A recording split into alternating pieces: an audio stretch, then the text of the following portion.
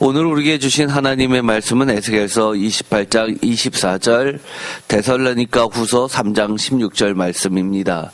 제목을 다 함께 읽어보겠습니다. 올해와 한 해 평생에 주 하나님이 주시는 평화, 샬롬, 평강, 평안으로 가득하시기를. 아멘.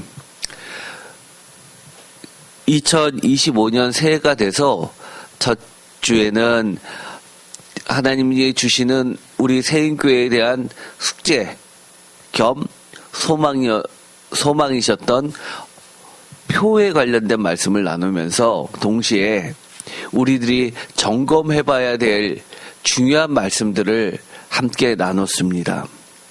무려 3번에 걸쳐서 거짓 신앙을, 우리가 그동안 부족했던 신앙이라고 착각했지만 그것이 부족한 신앙이 아니라 아예 신앙도 아닌 거짓 신앙임을 깨닫게 해주는 시간이었습니다. 그런 것을 다 제거해버리고 하나님 앞에서 참된 신앙을 갖게 될 때 오늘 말씀은 정말 하나님께서 우리에게 주시고자 하시는 게 무엇인지 그 축복의 말씀을 함께 나누고자 합니다. 새해가 되면 각 교회마다 축복의 말씀을 많이 전합니다. 저도 얼마나 그러고 싶었겠습니까?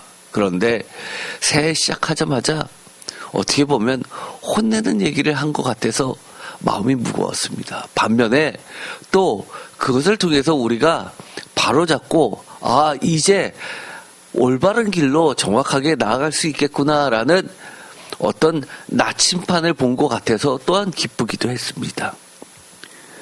오늘 우리에게 주신 하나님의 말씀 에스겔서 28장 24절에 보면 이렇게 되어 있습니다. 다 같이 읽겠습니다.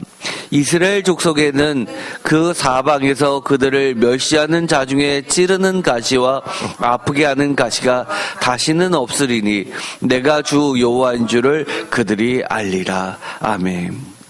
하나님께서 우리에게 주시는 새해 말씀입니다.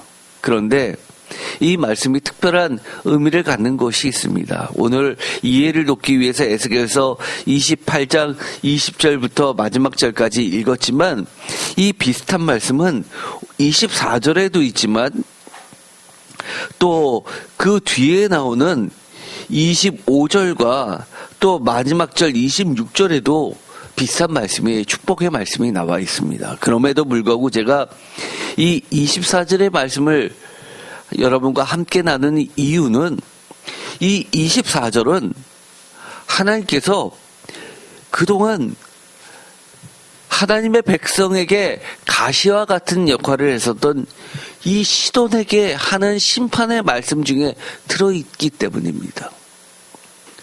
우리가 하나님께서 우리에게 축복 주신다라고 하는 축복의 말씀을 교회에서 우리들끼리 함께 나눴다가 한다면 그 자체로도 은혜일 겁니다.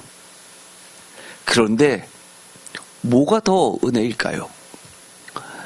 우리를 그렇게 찔러댔던, 세상적으로는 무시무시한 힘을 강압적으로 행사하던 그들에게 하나님이 건들지 마라고 하면서 하나님의 백성에 대한 축복의 말씀을 해주시면 그 말씀이 얼마나 은혜가 더 되겠습니까? 바로 그런 차원입니다. 오늘의 말씀을 보면 그 사방에서 그들을 멸시하는 자 중에 찌르는 가시와 아프게 하는 가시가 다시는 없으리니 라는 말씀이 나옵니다. 여러분 주변에는 이런 일들 없습니까? 여기서 말하는 가시가 정말 우리가 꽃에 있는 그런 가시만을 의미하겠습니까? 여러분의 주변에 가시가 없다면 하나님의 은혜입니다. 그런데 이 가시는 다양하죠. 상대적으로 사업을 하는 사람에게 있어서는 경제적 곤란이 가실 수도 있습니다.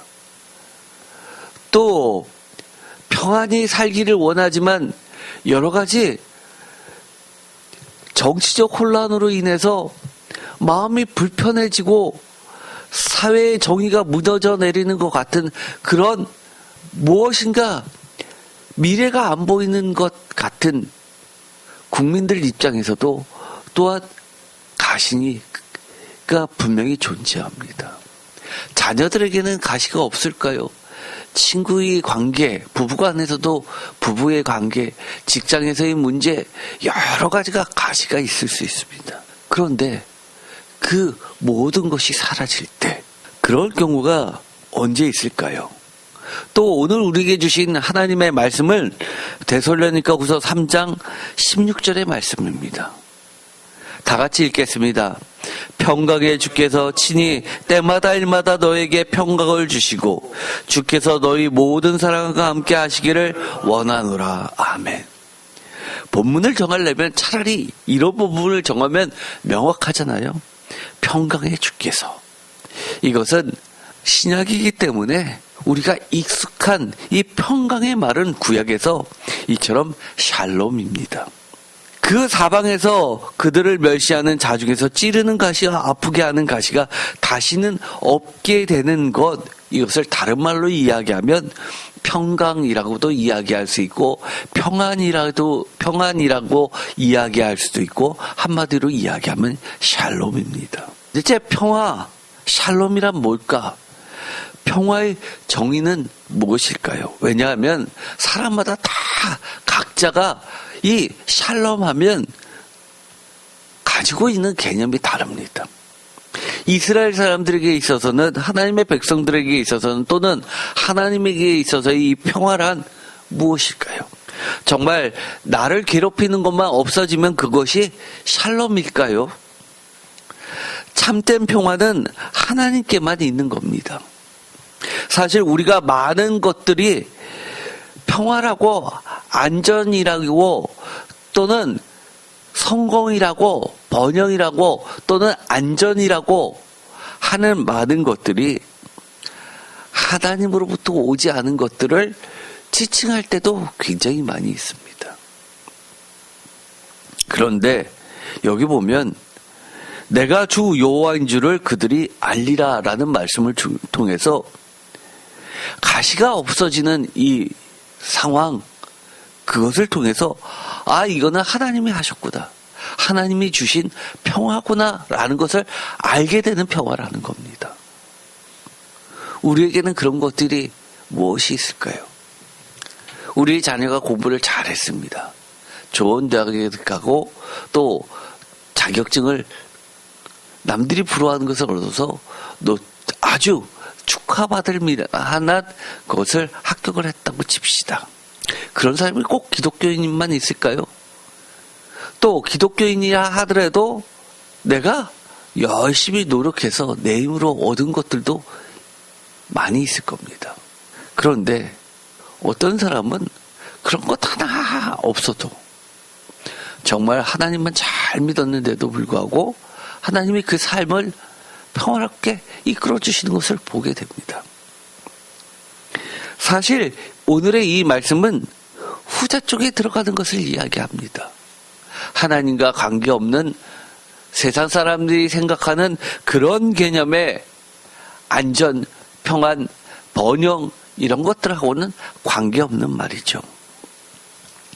참된 평안은 하나님께만 있으며 하나님에 의해서, 하나님 안에서 하나님께서 이루어 주시는 평화를 이야기합니다. 평화라고 이야기는 하지만 누군가에는 고통과 불법과 부정의가 되는 거짓 평화가 아니라는 겁니다. 당하는 사람 입장에서 봤을 때는 이것처럼 불법과 부정의가 어디 있습니까? 절대 다수가 힘을 발휘해서 모든 것을 무시하면서 자기들이 원하는 것을 쟁취하면 정말 법을 지키면서 그리고 하나님의 말씀을 지키면서 살아왔던 수많은 사람들의 박탈감은 도대체 어떻게 해야 합니까? 각자 사람마다 원하는 평화가 다 다를 겁니다. 여러분들은 내가 원하는 평화는 과연 무엇입니까? 나의 평화의 정의를 한번 생각해 볼 필요가 있습니다. 그러려면 성경에서 말하는 평화, 샬롬은 무엇인지를 아는 것이 매우 중요하죠. 왜냐하면 세상의 평화와 하나님이 주시는 평화가 다를 수 있기 때문입니다. 아니, 다릅니다. 샬롬이라는 말을 사전에서 찾아보면 기본적으로 하나로 정의할 수 없습니다. 예를 들어서 우리가 잘 알고 있는 것처럼 피스, 평화라고 이야기하죠. 그런데 독특하게 샬롬에는 어떤 것이 들어가 있냐면 컴플리트니스입니다. 완전하게 이루어지는 겁니다. 또 웰페어도 있습니다. 웰페어. 예를 들어서 우리가 건강한 것, 질병이 없는 것, 이런 것도 샬롬에 들어갑니다. 웰빙, 잘 사는 거죠. 세이프티, 안전입니다. 프로스페리티, 번영이죠. 소위 말해서 우리가 잘 나가는 것도 포함됩니다. 세이프나 웰이나 심지어 해피, 행복한 거, 프렌들리, 아주 친근한 거, 헬스, 프로스페리티, 피스, 이런 모든 것을 다 포함을 하고 있는데 아주 우리가 놓쳐서는 안 되는 하나님의 이 샬롬에는 컴플리트니스입니다. 컴플리트니스 대표적인 게 뭐죠? 하나님께서 천지를 창조하시고 완성하신 겁니다. 창조의 목적대로 이루어지는 것, 이것이 바로 성경에서 이야기하는 샬롬입니다. 창세기 1장, 2장, 3장에 걸쳐서 이야기하는 게 뭡니까? 에덴 동산, 기쁨의 정원, 하나님의 정원, 하나님의 나라의 핵심 이미지가 무엇입니까? 그야말로 세상 사람들이 이야기하는 기쁨입니까? 에덴의 동산, 유토피아를 이야기하는 겁니까? 도저히 이루어지지 않는데 어떤 유토피아적 세상을 그려내서 이 세상이 무엇인가 흐트러지고 어그러질 때마다 달성할 수는 없지만 소망을 가지고 저쪽으로 나가라고 하는 목표를 제시해 주는 겁니까? 아니요. 성경은 그렇게 이야기하지 않습니다. 하나님의 창조의 목적대로 지어진 세상, 하나님과의 올바른 관계 속에서 이 세상을 하나님의 뜻대로 다스리는 모든 피조물과 인간과 하나님의 온전함, 컴플리트, 완전성, 홀리스를 흠없음을 이야기합니다. 그것이 바로 샬롬입니다. 사실 이 평화라는 말을 검색해 보면 에스겔서에서는 개역개정에서는 한 번도 나오지 않습니다. 이 샬롬을 평강이라는 말로 바꿔서 번역을 많이 합니다. 그러나 우리가 흔히 이야기할 때 샬롬 하면 제일 먼저 떠오르는 것이 피스에서 평강이라는 뜻보다도 평화라고 먼저 생각을 하죠. 표준세 번역은 평화라고 번역을 했습니다. 특별히 에스겔서 34장 25절, 내가 그들과 평화의 언약을 세우고 그 땅에서 해로운 짐승들을 없애버리겠다. 그래야 그들이 광야에서도 평안히 살고 숲속에서도 안심하고 잠들 수 있을 것이다. 에스겔서 37장 26절, 내가 그들과 평화의 언약을 세워서 영원한 언약을 삼을 것이다. 내가 그들을 튼튼히 세우며 번성하게 하며 내 성전을 그들 가운데 세워서 영원히 이어지게 하겠다. 이 두 절만 보더라도 하나님의 샬롬의 의미가 다른 말로 자세히 설명이 되어 있습니다. 평화의 언약, 해로운 짐승들이 없어지고 광야에서도 평안히 살고 숲속에서도 안심하고 잠들 수 있고, 평화의 언약, 영원한 언약은 튼튼히 세워지고 번성하게 하며 내 성전을 그들 가운데 세워서 영원히 하나님과의 예배 공동체를 통해서 하나님과의 끊임없는 교제를 통해서 하나님의 뜻이 온전히 펼쳐지는 그런 관계를 샬롬이라고 이야기하는 겁니다. 개역개정에서는 화평이라는 말로 그 구절을 번역했습니다. 화평의 언약을 맺어서 화평의 언약을 세워서라고 하면서 이 34장 25절과 37장 26절도 제가 설교를 한 적이 있습니다. 우리가 흔히 이야기할 때 평화라고 할 때 우리가 가지고 있는 한국말로서의 이 평화는 어떤 개념이었죠? 기본적으로 평평할 평자에다가 화목할 화자입니다. 그러다 보니까 변하고 화목한 걸 기본적으로 이야기하죠. 또 특이한 건 전쟁, 분쟁 또는 일체의 갈등이 없이 평온한 그런 상태를 이야기한다고 말을 합니다. 기본적으로 갈등이 없는 거죠.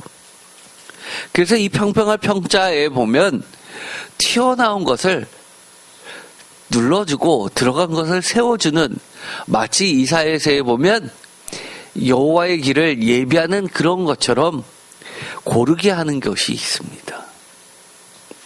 바르다라는 뜻도 갖고 있고요, 사사로움이 없다라는 뜻도 이 평자에는 들어가 있습니다.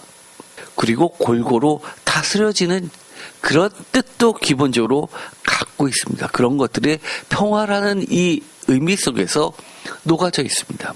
기본적으로 화자는 벼화자의 입구자죠. 화목할 화자. 왜 이런 말이 들어갔죠? 과거의 고대 사회로 갈수록 먹고 사는 문제가 쉽지 않았습니다. 그래서 벼화자, 입구자, 사람이 입에 음식이 들어가면 하하하 웃음이 나오고 화목해진다고 이야기합니다. 그만큼 어려웠던 시대를 반영하고 있는 글자입니다. 제가 설교를 할 때 아주 많이 참조하는 것 중에 하나가 성서백과사전입니다. 사전을 많이 보는데요. 사전은 어떤 것을 깊이 있는 내용은 사실 없습니다. 깊이 있는 내용을 보려면 주석을 봐야 되죠. 또는 논문을 봐야 됩니다. 어떤 성경 구절 하나의 난해 구절을 보려면 여러 가지 그 유명한 학자들이 쓴 주석서하고 또 논문들을 참고하면 오히려 도움이 많이 됩니다. 제가 보통 설교를 할 때 가장 많이 보는 게 이 주석이고요. 또 두 번째가 이 사전을 볼 때가 있습니다. 기본적인 개념, 정의를 찾을 때 제가 사전을 봅니다. 사전에는 아주 기본적인 것들이 잘 정리가 되어 있습니다. 제가 블로그에도 이 샬롬이 무엇인지에 대해서 참조해 놨으니까 그거를 들어가서 보시고요. 거기에 성경 구절들이 옆에 가로되어 있는 것을 다 찾아보시면 여러분들이 샬롬이 이런 거구나라고 도움이 많이 됩니다. 그 중에서 몇 가지만 제가 참조를 해서 보도록 하겠습니다. 기본적으로 이스라엘이라고 하면 하나님의 언약의 백성들, 지금으로 치자면 성도들이 해당하겠죠. 이런 언약의 백성들의 평화의 기원, 근원, 이것은 평화의 원천이 뭐냐라고 했을 때 다른 말로 이야기하면 이 평화는 누가 주는가라는 문제입니다. 아까도 주님께서 여호와께서 나 자신인 줄을 알게 하시는 방법으로 선택하신 방법이 하나는 심판이지만 또 한편에는 동전의 양면처럼 샬롬이었습니다. 평화는 하나님이 주시죠.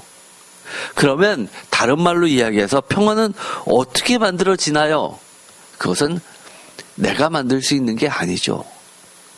샬롬, 세상에서 이야기하는 그야말로 음식이 있고 같이 나눠 먹고 입에 무엇인가 먹을 게 들어가면 기쁜 것, 이게 평화가 아니라 하나님의 샬롬은 하나님이 만들어 주시는 겁니다. 가장 대표적으로 성경에 나와 있는 샬롬을 다른 말로 표현한 것이 바로 축도라는 겁니다. 축복문인 겁니다. 전 세계에서 가장 오래된 축복문이 무엇일까요? 모세의 축복문입니다. 모세, 학자들은 보통 주전 15세기 정도를 봅니다. 늦게 보는 사람은 주전 13세기까지 보죠. 어쨌든 지금으로 치자면 3,500년, 3,600년 전에 그 축복문이 나와 있습니다. 고고학에서도 보면 은으로 된 팔찌, 금으로 된 팔찌에다가 이 축복문이 들어가 있는 것들이 발견이 됐을 정도로 그렇게 사람들의 사랑을 듬뿍 받았던, 그리고 가장 오래 지속되었던 축복문입니다. 민수기 6장 24절. 여호와는, 다 같이 읽겠습니다. 여호와는 내게 복을 주시고 너를 지키시기를 원하며 여호와는 그의 얼굴을 내게 비추사 은혜 베푸시기를 원하며 여호와는 그 얼굴을 내게로 향하여 드사 평강 주시기를 원하노라 할지니라 하라. 그들은 이같이 내 이름으로 이스라엘 자손에게 축복할지니 내가 그들에게 복을 주리라. 아멘. 오늘의 이 말씀은 2025년이 되어서 하나님께서 여러분에게 주시는 말씀입니다. 너무 좋지요. 샬롬 주시기를 원하노라 라고 하나님의 소망을 나타내는 겁니다. 항상 하나님께서 하나님의 얼굴은 우리를 향해 있고, 제가 넘어지면 어린아이가 엄마를 쳐다보는 것처럼 고개만 들어도 하나님이 나를 보고 계시면 얼마나 마음이 안심이 됩니까? 이것이 바로 하나님이 약속해 주신 샬롬이라는 겁니다. 예수님은 그러면 어떻게 샬롬을 약속해 주셨을까요? 예수님의 축복과 인사말이 성경에 나와 있죠. 제가 너무너무 좋아하는 말씀입니다. 요한복음에 보면요, 예수님께서 십자가에 달려 돌아가시고 부활하신 다음에 벽을 뚫고 들어오시면서 제자들을 만나시면서 하신 첫 마디가 있습니다. 요한복음 20장 19절. 이날 곧 안식 후 첫날 저녁 때 제자들이 유대인들을 두려워하여 모인 곳의 문들을 닫았더니, 다 같이 읽겠습니다. 예수께서 오사 가운데 서서 이르시되 너희에게 평강이 있을지어다. 아멘. 이겁니다. 예수님도 너희에게 평강이 있을지어다 라고 하면서 샬롬을 주셨습니다. 물론 기록은 헬라어로 기록되어 있지만 이 주님이 하셨던 인사말, 이것은 샬롬이었습니다. 그러면서 이 20절에 보면 이 말씀을 하시고 손과 옆구리를 보이시니 제자들이 주를 보고 기뻐하더라. 21절 다 같이 읽겠습니다. 예수께서 또 이르시되 너희에게 평강이 있을지어다. 아버지께서 나를 보내신 것 같이 나도 너희를 보내노라. 아멘. 예수님의 인사말이 또 나옵니다. 평강이 있을지어다. 샬롬 하면서 오셨습니다. 너무 좋잖아요. 예수님이 우리에게도 샬롬 하면서 여러분들에게 올해 인사를 주시는 겁니다.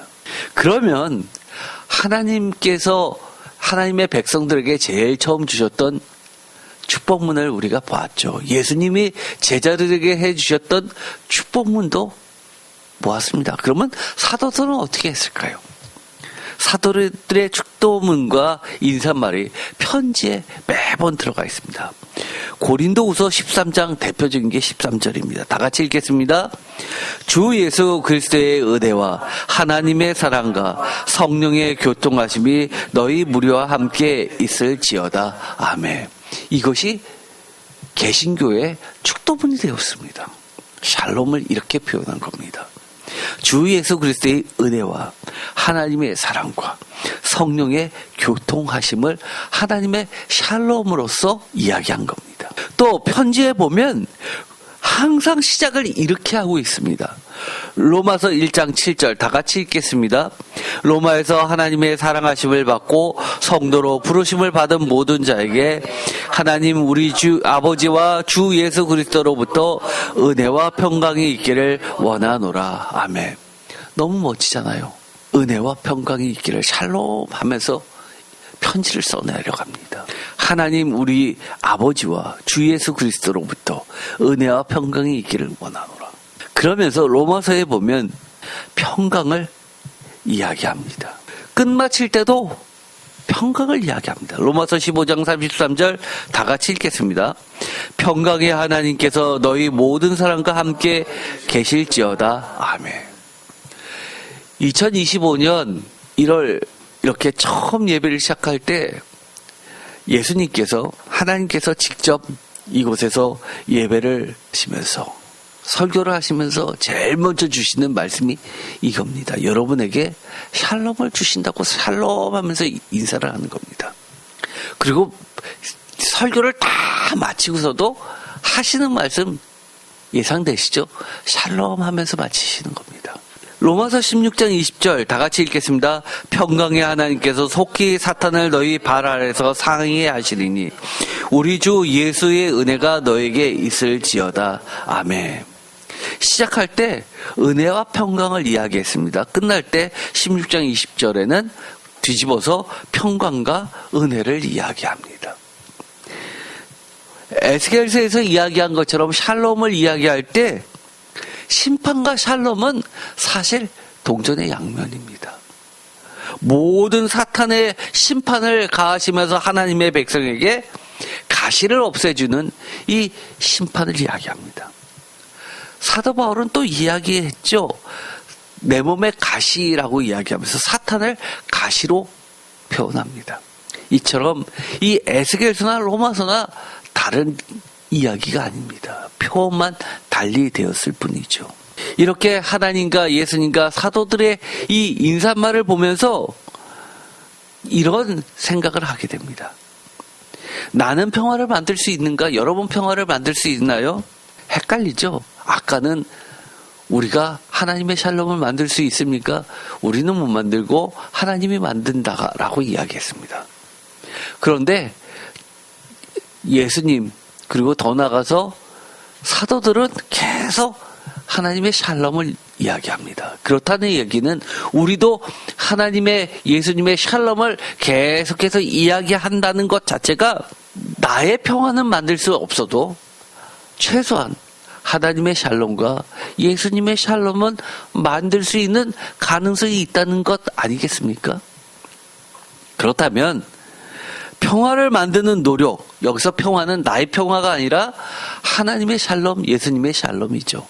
예수님이 십자가에 달려 돌아가셨다 부활로 제자들을 만나서 제일 처음 했던 인사말 샬롬, 이 샬롬을 만드는 노력을 나는 어떻게 해야 하는가? 이것이 매우 중요한 문제가 될 겁니다. 로마서에서는 이렇게 이야기합니다. 로마서 3장 15절 그 발은 피 흘리는 데 빠른지라 파멸과 고생이 그 길에 있어 평강의 길을 알지 못하였고 그들의 눈앞에 하나님을 두려움이 없느니라 합니까? 같으니라. 꼭 누구 얘기하는 것 같아요? 내 얘기하는 것 같습니다. 그 발은 피 흘리는 데 빠른다. 파멸과 고생의 그 길에 있다. 평강의 길을 알지 못한다. 사실 이 로마서 3장에 있는 이 말씀은 구약의 말씀을 성경 말씀을 그대로 갖고 왔죠. 이사야서 59장 1절 여호와의 손이 짧아 구원하지 못하심도 아니요 귀가 둔하여 듣지 못하심도 아니라 오직 너희의 죄악이 너희와 너희 하나님 사이를 갈라놓았고 너희 죄가 그의 얼굴을 가리어서 너희에게 듣지 않으시게 함이니라. 3절 다 같이 읽겠습니다. 이는 너희 손이 피해 너희 손가락이 죄악에 더러워졌으며 너희 입술은 거짓을 말하며 너희 혀는 악독을 내밀어 공의대로 소송하는 자도 없고 진실하게 판결하는 자도 없으며 허망한 것을 의뢰하여 거짓을 말하며 악행을 잉태하여 죄악을 낳으며 독사의 알을 품며 거미줄을 찌하나니 그 알을 먹는 자는 죽을 것이요 그 알이 밟힌즉 터져서 독사가 나올 것이니라. 그 짠 것으로는 옷을 이룰 수 없을 것이요 그 행위로는 자기를 가릴 수 없을 것이며 그 행위는 죄악의 행위라.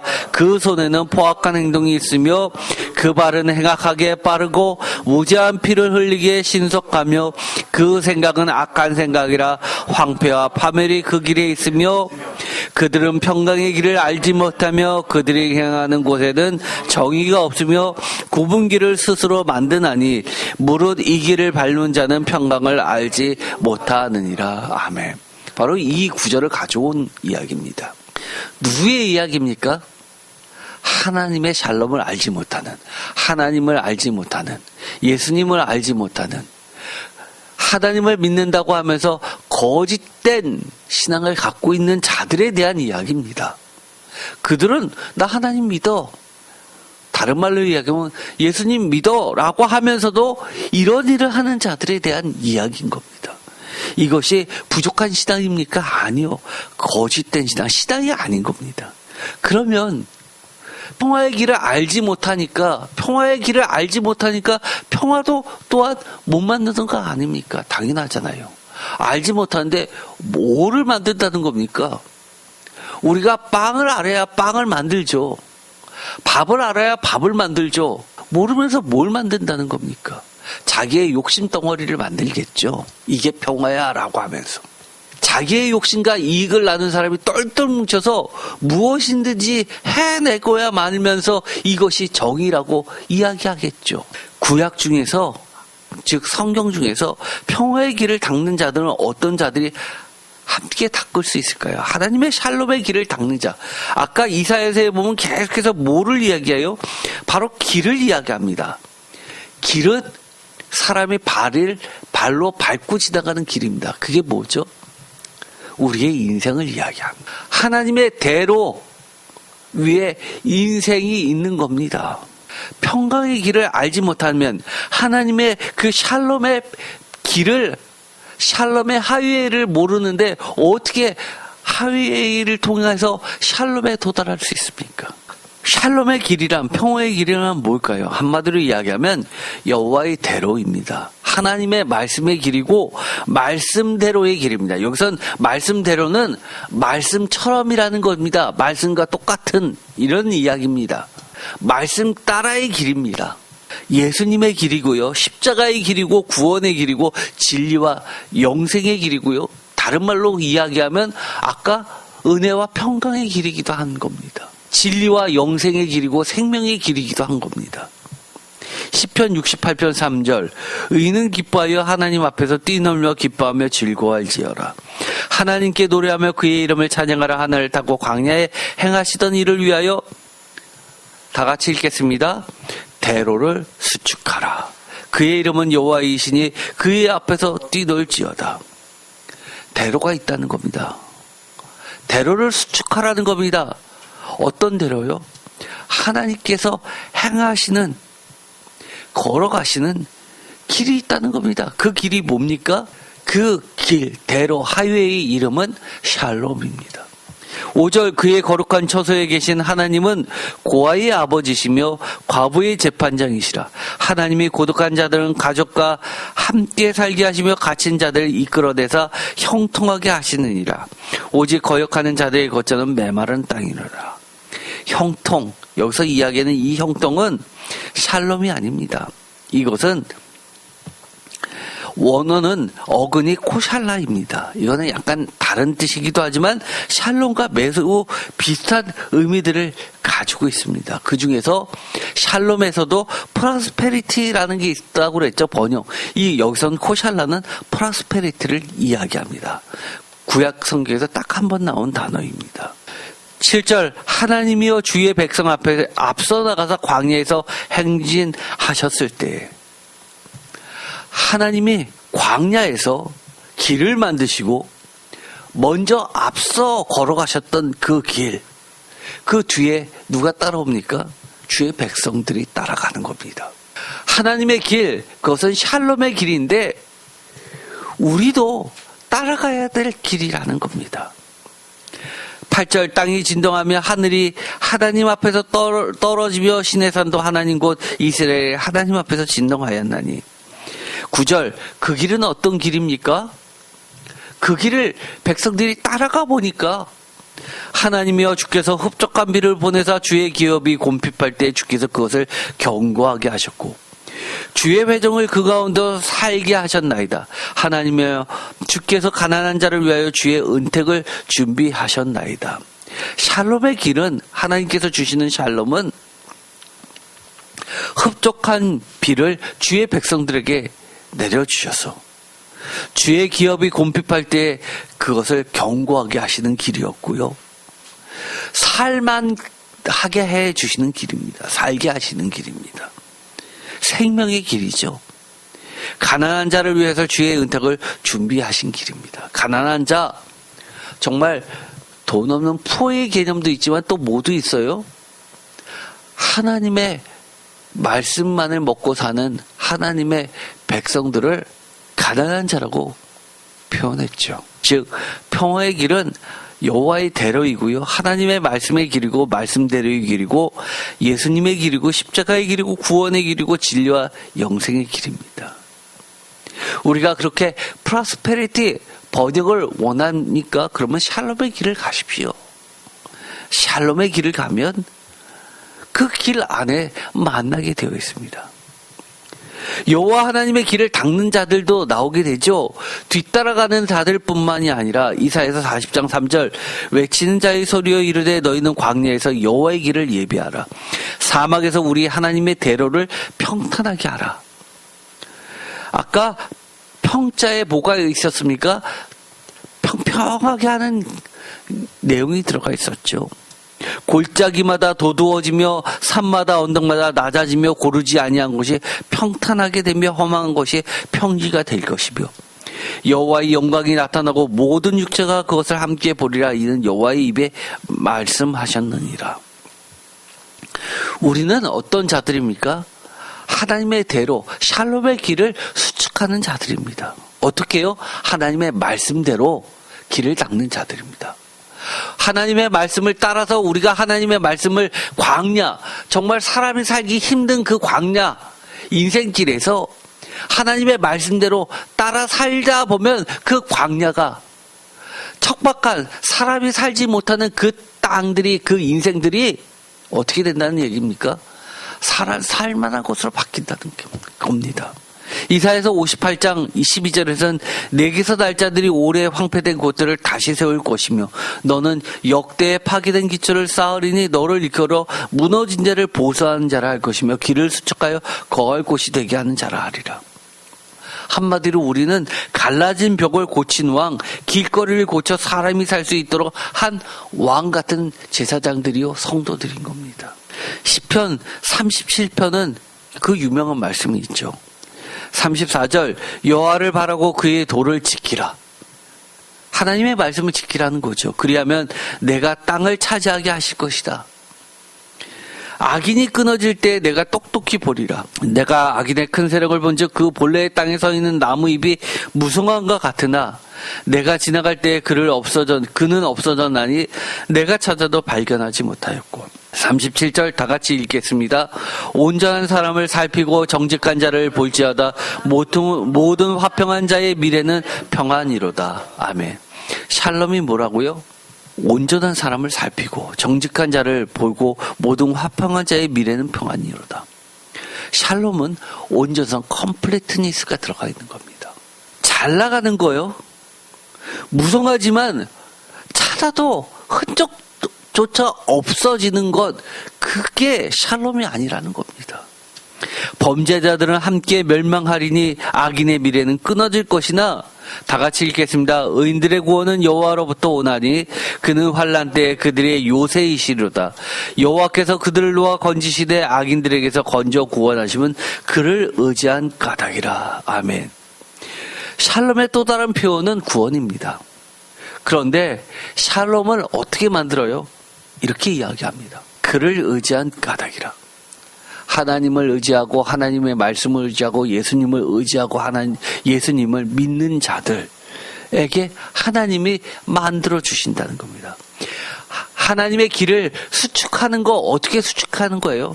우리가 하나님의 말씀을 의지하는 게 하나님의 길을 닦는 겁니다. 하나님의 말씀을 믿고 그 길대로만 따라가려고 애쓰는 것. 비록 그러다 가난하게 되더라도요. 하나님은 보호하십니다.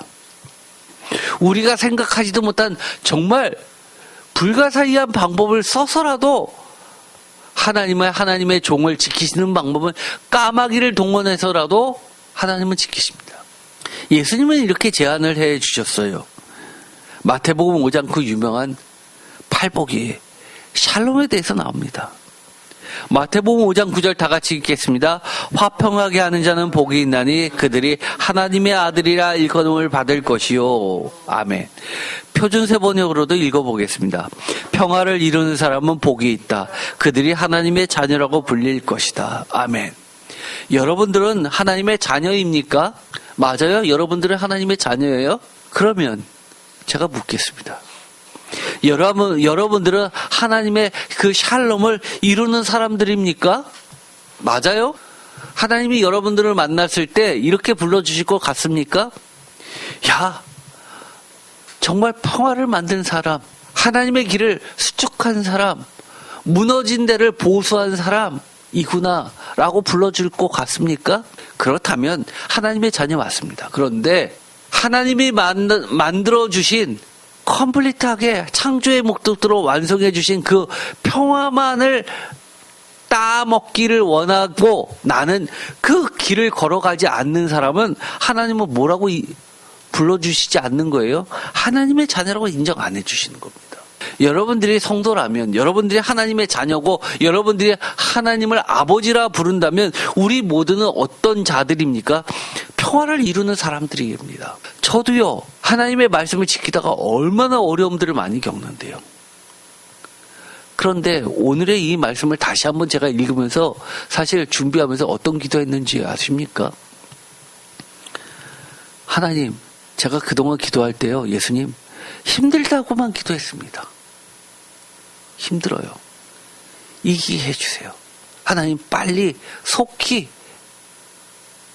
이루어주세요. 이렇게만 기도했지. 야, 이게 복이었군요. 하나님, 기쁩니다. 이런 기도 거의 안 드렸던 것 같아요. 라고 기도했습니다. 아까 뭐라고 이야기했습니까? 기뻐하라고 이야기하지 않습니까? 하나님의 샬롬 가운데 내가 있다면 기뻐하십시오.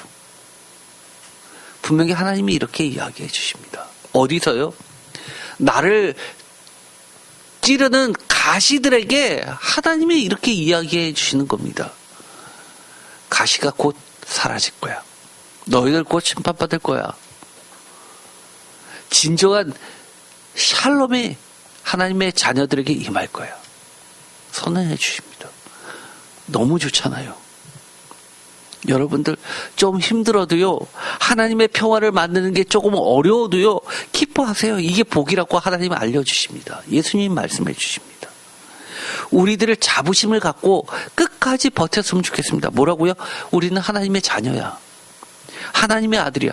예수님은 하나님의 아들입니까? 성경 그렇게 이야기하지 않아요. 우리도 하나님의 아들입니다. 그러면 그렇게 이야기하시는 분들 계십니까? 계실 겁니다. 신선모독이다. 네가 뭐 예수님이야? 앞뒤 내용 뚝 잘라서 얘기하지 마세요. 그런 거 아니잖아요. 바리새인들처럼 예수님을 신성모독으로 십자가에 못 박으려고 달려드는 사람 같잖아요. 그런 거 하지 마세요.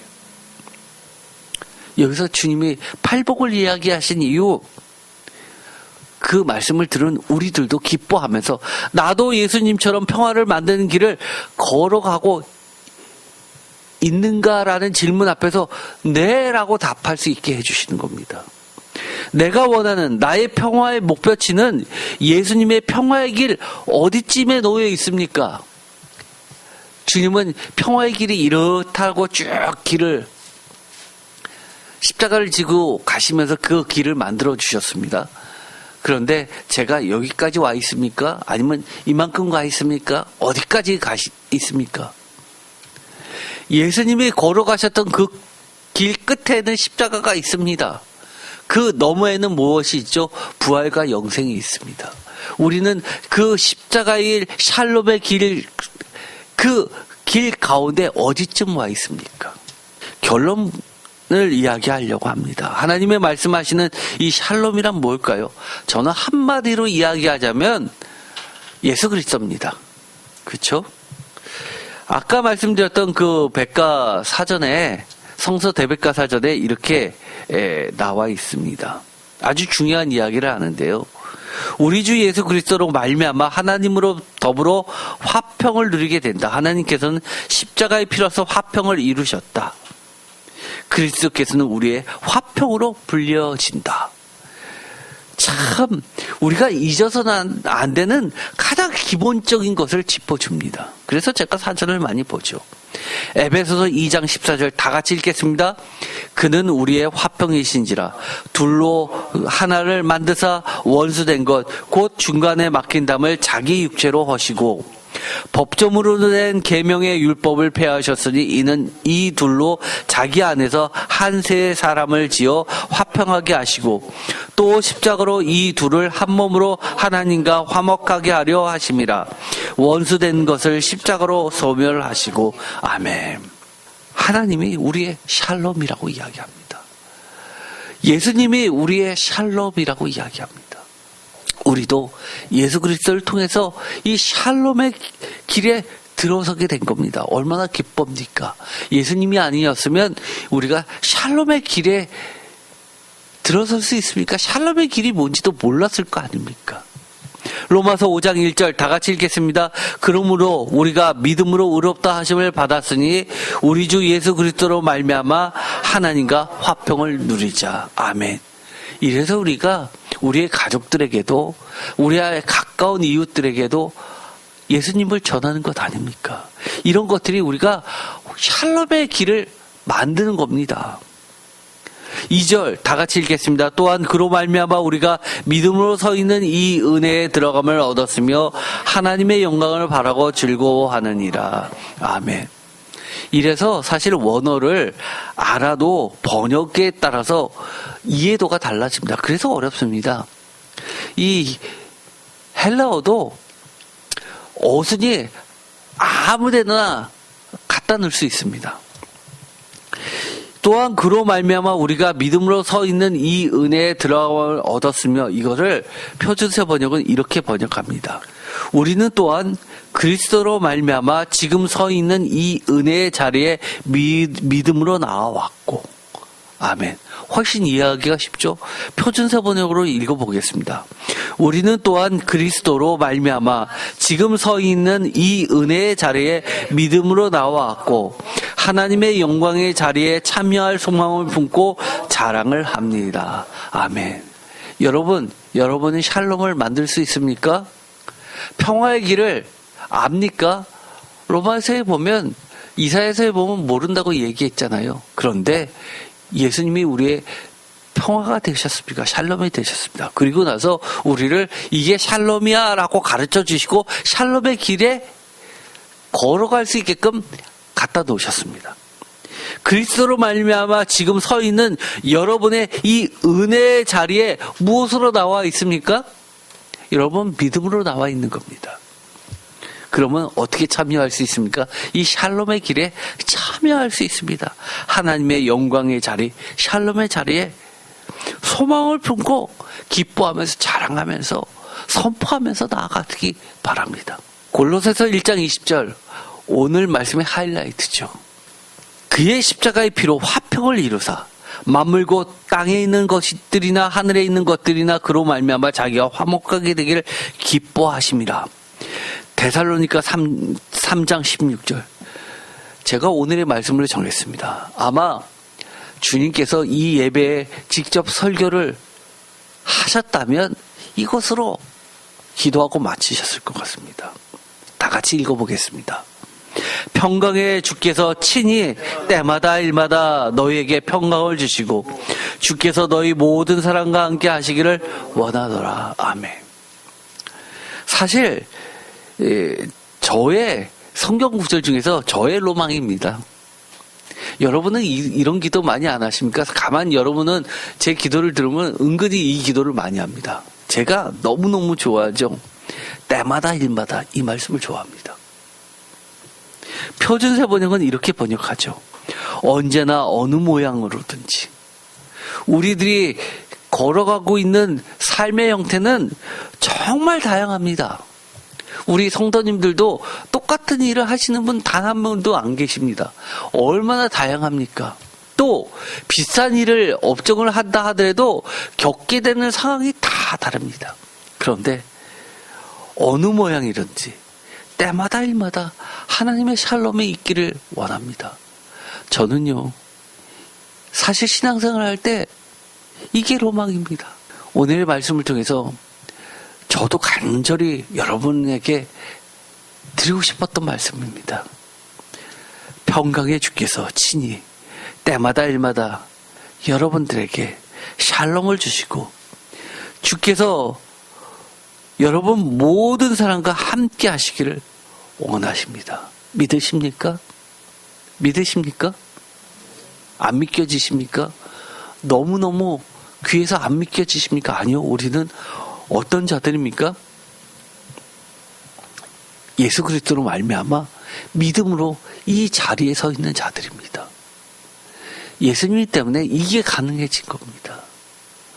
오늘 우리에게 주셨던 이 귀한 말씀 우리가 다시 한번 기억하면서 평생에 간직하며 갔으면 좋겠습니다.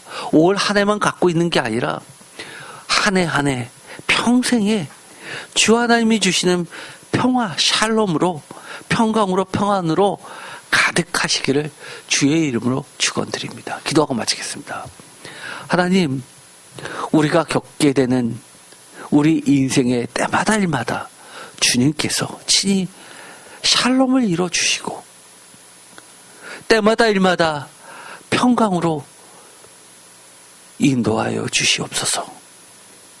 우리의 눈에 보기에는 불가능할 것 같지만 주님은 이루어 주셨습니다. 예수 그리스도의 십자가와 그 피로써 우리를 평화의 길로, 샬롬의 길로, 믿음으로, 은혜의 자리로 서 있게 하셨습니다. 이 길 떠나가지 않게 하여 주옵소서. 우리도 끝까지 예수 그리스도의 하나님의 그 샬롬의 길을 수축하고 완성하는 자가 되게 하여 주시옵소서. 예수 그리스도의 이름으로 기도드립니다. 아멘.